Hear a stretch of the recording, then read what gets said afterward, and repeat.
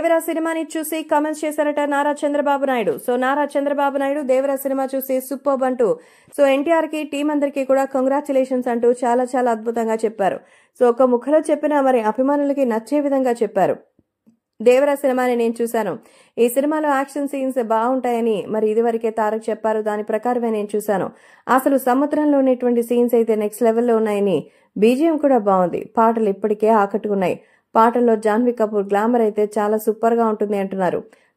Character పరంగా ఆమెకు నటించే అవకాశం లేకుండా పోయినా సినిమాలో మాత్రం చాలా అద్భుతమైనటువంటి సీక్వెన్స్ వస్తుందని, అది చూస్తుంటే అందరూ కూడా వేరే లెవెల్లో పక్కాగా మాస్ అంటూ చెప్తున్నారు. సో మొత్తానికి ఈ సినిమా 2 గంటల 58 నిమిషాలు, అంటే 2 నిమిషాలు తక్కువ 3 గంటలకి. సో ప్రస్తుతం ట్రైలర్ తోనే అసలు ఏ మాత్రం ఎక్స్పెక్టేషన్స్ అయితే మ్యాచ్ చేయలేనటువంటి దేవరా థియేటర్లో మాత్రం పూనకాలు తెప్పిస్తోందని ఖచ్చితంగా ఇప్పుడు సోషల్ మీడియాలో సైతం ఎంతో సెన్సేషనల్ గా అయితే మారుతోంది.